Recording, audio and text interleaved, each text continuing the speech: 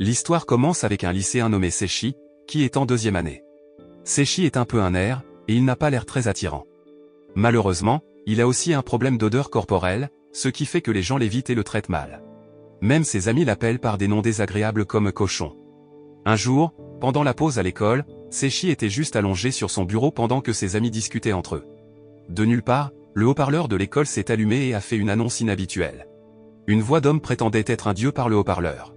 Ce dieu a dit qu'il allait transporter tous les élèves dans un monde différent, un peu comme un endroit magique appelé Eziki. Le dieu a également dit que les élèves qui se regroupaient seraient emmenés dans une zone plus sûre. Malheureusement, Seishi n'avait pas d'amis prêts à se joindre à lui, alors il avait l'air abattu et s'asseyait seul à l'arrière de la classe.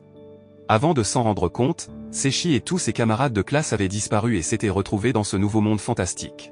Seishi s'est retrouvé dans une autre partie de ce monde, tout seul, séparé de ses camarades de classe.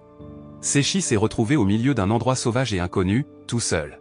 Après quelques jours à vivre dans ce monde étrange, il a commencé à avoir très faim et soif. Alors, il a décidé de manger tout ce qu'il pouvait trouver dans la forêt. Même s'il devait manger des insectes vivants et certains champignons qui étaient toxiques, il devenait plus faible. Puis, de nulle part, un fruit qui ressemblait à une noix de coco est apparu devant lui. Seishi avait encore faim, alors il l'a mangé, même s'il n'avait pas très bon goût. Ce qu'il ne savait pas, c'est que ce fruit avait des pouvoirs spéciaux qui pouvaient donner à quiconque le mangeait de nouvelles capacités. Une fois qu'il eut mangé le fruit et qu'il se sentit plus fort, Seishi a exploré la forêt pour trouver plus de nourriture. Après un moment, il est tombé sur un groupe de gorilles rassemblant ces fruits spéciaux avec des pouvoirs évolutifs. Seishi a pris l'un des fruits et l'a mangé rapidement pendant que les gorilles étaient absents. Pendant ce temps, les autres élèves étaient arrivés dans une cour intérieure à l'intérieur d'un bâtiment scolaire. Ils ont commencé à chercher leurs amis et à discuter entre eux. Seishi profitait joyeusement du fruit volé avec des pouvoirs spéciaux quand il a eu une grande surprise. Soudain, le groupe de gorilles qui avait collecté ces fruits spéciaux plus tôt est apparu. Tous les gorilles avaient l'air très en colère et prêts à l'attaquer. Seishi, qui n'était toujours pas très fort, ne pouvait pas vaincre le groupe de gorilles et a rapidement perdu connaissance. Mais lorsque les gorilles se sont approchés de lui, ils ont été renversés par l'odeur forte qui émanait du corps de Seishi. Après avoir vaincu les gorilles, Seishi a obtenu quelques objets et plus de ces fruits spéciaux qui pouvaient lui donner de nouvelles capacités. Seishi, qui ne savait pas ce qui se passait, a mangé avidement tous les fruits jusqu'à ce qu'ils disparaissent. En quelques secondes seulement, son corps a commencé à changer, le rendant plus beau et plus en forme. Il est également devenu beaucoup plus fort. Un peu plus tard, un énorme gorille rouge avec encore plus de puissance que Seishi est apparu et l'a défié en duel. Mais Seishi a refusé car il savait que le géant gorille était beaucoup plus fort. Le géant gorille, qui se nommait Saria, n'a pas écouté et a attaqué Seishi, le projetant en l'air. Étonnamment, Seishi a survécu à toutes les attaques sans être blessé. Il n'avait même pas l'air effrayé par la force de Saria, ce qui l'a stupéfaite. Seishi a ensuite utilisé toutes ses compétences, mais Saria était toujours invincible. Finalement, Seishi a utilisé la même tactique malodorante qu'auparavant, espérant que cela fonctionnerait sur Saria. À sa grande surprise, Saria a en fait aimé l'odeur de Seishi et a commencé à tomber amoureuse de lui. Saria voulait que Seishi vienne vivre avec elle et lui a même demandé de l'épouser. Mais Seishi a dit un non catégorique et commençait à être agacé par les actions de Saria. Saria, qui était amoureuse de Seishi, a essayé de prendre soin de lui en cuisinant et en lui faisant des vêtements. Seishi ne pouvait pas supporter que Saria le pousse à l'épouser, alors il a décidé de s'échapper de chez elle. Malheureusement, il est tombé sur un monstre araignée géant pendant son voyage. Heureusement, Saria est arrivée à temps pour le sauver de l'attaque du monstre araignée. Pendant ce temps, les autres élèves dans le hall se rassemblaient et on leur disait d'apprendre à utiliser des épées pour une bataille à venir. Le lendemain, Seishi a une fois de plus essayé de s'échapper de chez Saria et a trouvé une grotte mystérieuse. Saria l'a poursuivi et l'a prévenu de ne pas entrer, mais Seishi y est quand même entré. À l'intérieur de la grotte, Seishi a rencontré un effrayant monstre crâne nommé Zeano, qui était autrefois un noble. Zeano s'apprêtait à blesser Seishi avec une épée, mais Saria est intervenue et s'est sacrifiée pour sauver Seishi. Saria est morte à cause du coup d'épée. Seishi se sentait vraiment mal pour la façon dont il avait traité Saria et a décidé de se venger de Zeano en le tuant. Seishi était dévasté par la mort de Saria et l'a embrassé en guise d'excuse.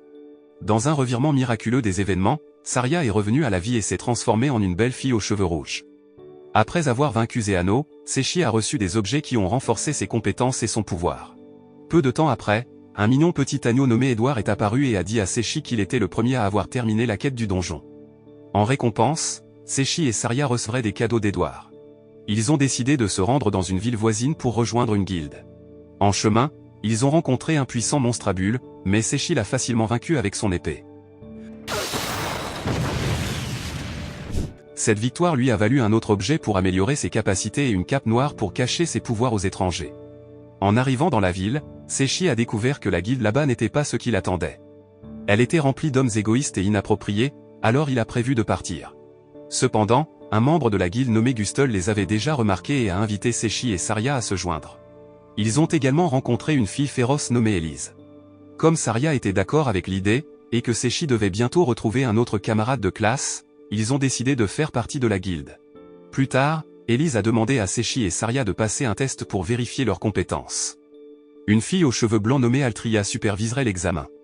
La première tâche de Saria était de s'occuper des enfants dans un orphelinat. Pendant ce temps, Seshi devait aider Altria à démolir un vieux bâtiment. Alors qu'ils travaillaient ensemble, Altria a partagé un peu sur elle-même. On l'appelait souvent un porte-malheur car des choses malheureuses se produisaient quand elle était là. C'est pourquoi elle passait la plupart de son temps seule. Alors que Seshi était à l'intérieur du vieux bâtiment, il s'est soudainement effondré sur lui. Altria était très inquiète et l'a aidé à sortir des décombres. Elle était tellement bouleversée et se sentait mal pour Seshi. Heureusement, il a survécu à l'accident, et Altria était soulagée. Elle a conseillé à Seshi d'être plus prudent à l'avenir. Pendant ce temps, les autres élèves s'entraînaient au combat à l'épée depuis quelques semaines, mais ils ne progressaient pas beaucoup. L'entraîneur était déçu et mécontent de leur performance car leurs compétences étaient très faibles. Cela inquiétait l'entraîneur car si les élèves ne s'amélioraient pas, ils n'auraient aucune chance contre l'ennemi, le roi démon. Voyant à quel point les élèves progressaient lentement, l'entraîneur ne voulait pas les impliquer dans la guerre à venir. Cependant, le gouvernement insistait pour inclure tous les élèves. L'anime revient ensuite à l'entraînement de Seshi. Cette fois, il avait pour tâche de promener un chien géant dans le jardin. Le chien était encore sauvage, alors Seshi devait continuellement s'enfuir de lui. Pendant ce temps, Altria et la fille qui possédait le chien discutaient et ne prêtaient pas attention à Seshi.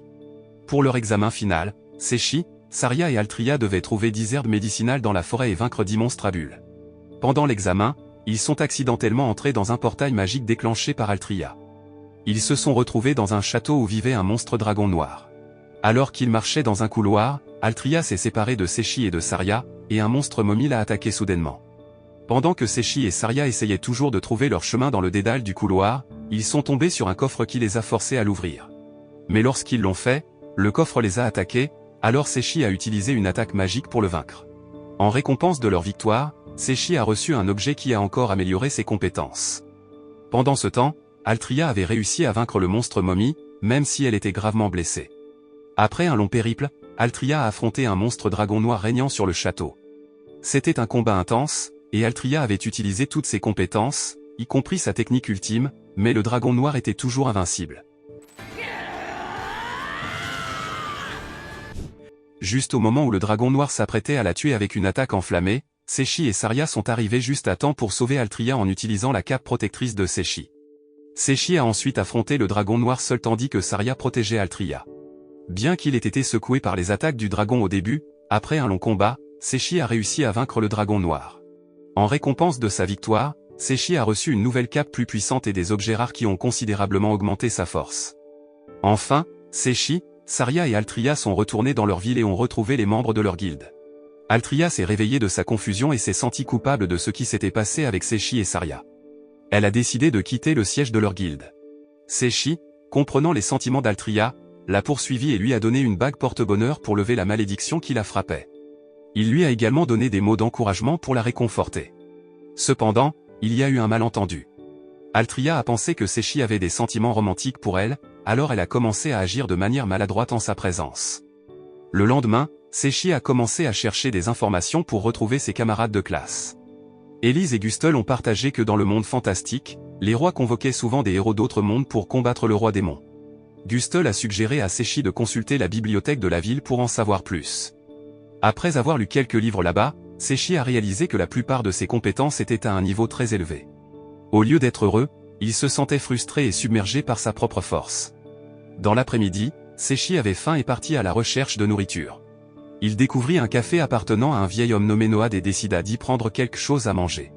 Lorsque Seshi mentionna qu'Altria semblait avoir des sentiments pour lui, à la fois Noad et un client du café nommé Rance suggérèrent qu'il devrait épouser Altria immédiatement. Confus, Seshi se dirigea inconsciemment vers l'orphelinat où logeait Saria. Par coïncidence, Altria arriva également là-bas et lui avoua son amour. Lorsque Saria vit Séchi embrasser Altria, elle l'encouragea à accepter l'amour d'Altria au lieu d'être jaloux. À partir de ce moment-là, Séchi et Altria commencèrent officiellement à sortir ensemble. Le lendemain, Gustl conseilla à Séchi de se procurer un cheval car tout aventurier en avait besoin pour son voyage. Séchi se rendit dans une boutique de chevaux recommandée par Gustl. Le propriétaire proposait différents chevaux, du plus difficile au plus docile. Cependant, aucun des chevaux n'attira l'attention de Séchi jusqu'à ce qu'il trouve un cheval rouge au look sauvage nommé Lulune. Utilisant ses compétences, Séchi parvint à apprivoiser le cheval sauvage et ramena Lulune chez lui. En rentrant chez lui, Séchi rencontra deux adolescents, Mae et Clay, qui le persuadèrent de participer à une course de chevaux locale. Lorsque le jour de la course arriva, Saria et Altria vinrent soutenir Lulune. Séchi et Lulune visaient la 5e place pour gagner un délicieux plat de poisson appelé tamburi.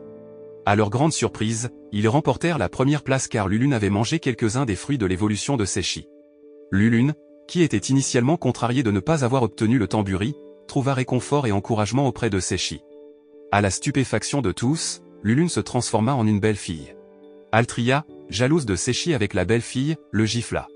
Cependant, après que Saria ait expliqué que la fille était Lulune, Altria commença à le croire. Le lendemain, deux membres des chevaliers du royaume de Wilbourg, Lorna et Claudia, vinrent voir Séchi et l'emmenèrent au palais. Pendant ce temps, dans un autre endroit, les dirigeants de l'armée démoniaque étaient en réunion avec la fille de leur leader, Lutia. La réunion avait Leia Farza comme commandante de la troupe 3, Zorua comme commandante de la troupe 2, Zélos comme commandant de la troupe 1, Jane comme commandante de l'application de la loi, Urus comme commandant de la troupe 5, Liarta comme commandante de la troupe 4, et Christ comme assistant du roi des démons. Lutia a suggéré que leur troupe devrait former une alliance avec le royaume de Wilbourg. Même si certains commandants n'étaient pas d'accord avec cette idée, Lutia a insisté pour travailler avec le royaume de Wilbourg. La plus forte objection est venue de Crest, qui était le plus opposé à cette décision. De son côté, Séchi arriva au royaume de Wilbourg et on lui demanda de s'entraîner avec la princesse royale de Wilbourg nommée Louise. Louise ne perdit pas de temps et attaqua Séchi avec son épée. Bien que Séchi ne fût pas préparé, il parvint à éviter son attaque et à la contrer. Séchi finit par vaincre Louise, et à cause de cela, Louise commença à l'appeler professeur. Les autres chevaliers furent surpris et impressionnés par les compétences de Séchi. Le lendemain, Séchi se prouva à nouveau en protégeant le roi Wilbourg d'une intruse de 8 ans nommée Auriga. Après avoir vaincu Auriga, Séchi la remit aux chevaliers royaux. Séchi assista ensuite les chevaliers pour soigner le roi Wilbourg, qui avait été maudit par le couteau d'Auriga. Il s'avéra que le roi Wilbourg était l'homme que Séchi avait rencontré au café de Noad, nommé Rance. Avec le commandant de l'armée de Wilbourg, Florio, Séchi travailla à inverser la malédiction avec la magie. Après avoir fait de leur mieux, Séchi et Florio guérirent avec succès le roi Wilbourg. Le roi était très reconnaissant et voulait récompenser Séchi, mais il déclina et demanda à devenir professeur de guerre pour la princesse Louise à la place. Pendant ce temps, le roi et le commandant de guerre du royaume de Kaiser ont mal compris le roi Wilbourg. Ils ont cru que le roi Wilbourg les avait trahis en rejoignant les forces de l'armée du roi démon. C'est pourquoi le roi Kaiser a envoyé Auriga assassiner le roi Wilbourg. Cependant, c'était en réalité l'armée du roi démon qui avait initié l'alliance, et le royaume de Wilbourg avait rejeté l'offre. La scène se déplace vers les chevaliers du royaume de Wilbourg interrogeant Auriga. La princesse Louise, qui interrogeait également Auriga, remarqua quelque chose d'inhabituel. Elle se rendit compte qu'Auriga était contrôlé par quelqu'un d'autre grâce à un collier d'esclave. Toute personne portant ce collier devait obéir aux ordres du roi Kaiser. Heureusement, Séchi utilisa son pouvoir magique pour retirer le collier d'esclave du cou d'Auriga. Après avoir été libérée du contrôle du collier, Auriga éclata en larmes car elle était soulagée d'échapper à l'esclavage cruel du roi Kaiser. Elle expliqua que les humains Misha dans le royaume de Kaiser étaient traités comme des esclaves et forcés de devenir des assassins. Séchi ressentit de la compassion pour Auriga et promit de la protéger comme une petite sœur. D'un autre côté, le seigneur démon et Christ préparaient quelque chose. Ils prévoyaient de prendre le contrôle d'autres royaumes en envoyant des monstres magiques, mais leurs plans furent perturbés car Lutia voulait se lier d'amitié avec le royaume de Wilbourg. Pendant ce temps, Séchi, Saria et Altria étaient en plein entraînement de magie avec Florio lorsque la princesse Louise arriva soudainement. Elle demanda à Séchi de veiller sur le roi Wilbourg pendant un moment alors qu'elle partait combattre des monstres à la frontière. Séchi accepta la demande de la princesse Louise et promit de protéger le roi Rance. Au fil du temps, Séchi continua à pratiquer et à améliorer ses compétences en magie, devenant de plus en plus efficace dans le contrôle de la magie. Avec ses progrès, il acquit un nouvel objet d'amélioration des compétences appelé l'enfer éternel. Un jour, un vieil ermite nommé Barnaba rendit visite au royaume de Wilbourg. Barnaba était un professeur de magie renommé, admiré par de nombreux héros pour ses capacités magiques. Il avait enseigné au roi Rance dans le passé et dirigeait maintenant une académie de magie appelée Barbador. Barnaba informa le roi Wilbur que Barbador était en proie à des troubles car un héros d'un autre monde y était arrivé. À ce stade, Séchi ne réalisait toujours pas que Barnaba parlait de ses camarades de classe d'un autre monde. De plus, Barnaba avertit le roi Wilbur que plus de 5000 monstres s'apprêtaient à attaquer le royaume de Wilbur. Pendant ce temps, la princesse Louise, avec ses chevaliers et d'autres troupes, avait atteint la zone frontalière. Ils n'avaient pas prévu une invasion de monstres à si grande échelle sur le territoire de leur royaume. La princesse Louise et son armée se lancèrent immédiatement dans la bataille contre les monstres. Pendant ce temps, Christ observait une boule de prophétie et riait sinistrement. Il s'avéra que Christ et le Seigneur démon étaient ceux qui avaient envoyé tous les monstres pour envahir le territoire du royaume de Wilbur. D'un autre côté, Séchi et ses amis s'étaient déjà rassemblés au château royal de Wilbur pour se préparer à la bataille contre les monstres envoyés par le roi démon. Saria, Altria et Lulune se joignirent à leurs camarades de guilde pour affronter la grande armée de monstres avec leurs compétences. La bataille fut intense et dura longtemps car ils devaient faire face à un grand nombre de monstres. Barnaba, positionné sur le fort, utilisa ses capacités magiques pour aider l'armée du roi Wilbur. En conséquence, ils vainquirent avec succès les 5000 monstres qui avaient auparavant attaqué le royaume de Wilbur. Malheureusement, il y avait encore 10 000 troupes de monstres approchant de la forêt, et elles étaient de la plus haute classe. Se sentant piégé, Séchi eut une brillante idée pour faire face aux monstres. Il a mobilisé son pouvoir magique appelé Justice. Cette magie de justice ciblait l'aura négative et la magie noire de toutes les créatures autour de lui, faisant disparaître instantanément tous les monstres attaquants. Même Christ, qui contrôlait les monstres depuis une grande distance, a été blessé par la magie de justice. Cette victoire a considérablement augmenté le niveau de puissance de Séchi. En voyant cela, le roi Wilbur et Barnaba étaient fiers de lui. Barnaba demanda ensuite à Séchi de devenir professeur de magie à Barbador, où les camarades de classe de Séchi étaient en formation. Bien qu'initialement hésitant, Séchi a finalement accepté l'offre. Quelques jours plus tard, lorsque la princesse Louise est revenue au royaume de Wilbur, Séchi lui a dit au revoir car il quittait le royaume de Wilbur pour commencer à enseigner à l'académie de Barbador. D'autre part, le seigneur démon, qui était emprisonné dans une boule de cristal, a obligé Crest à le ressusciter immédiatement. Un des commandants du roi démon a proposé que Christ rassemble l'énergie du désespoir de l'académie de Barbador. Pendant ce temps, Séchi et ses compagnons aventuriers ont embarqué dans un train pour atteindre l'académie de Barbador. Ils ont dit au revoir à tous les membres de la guilde de la campagne du royaume de Wilbur et se sont rapidement dirigés vers l'académie.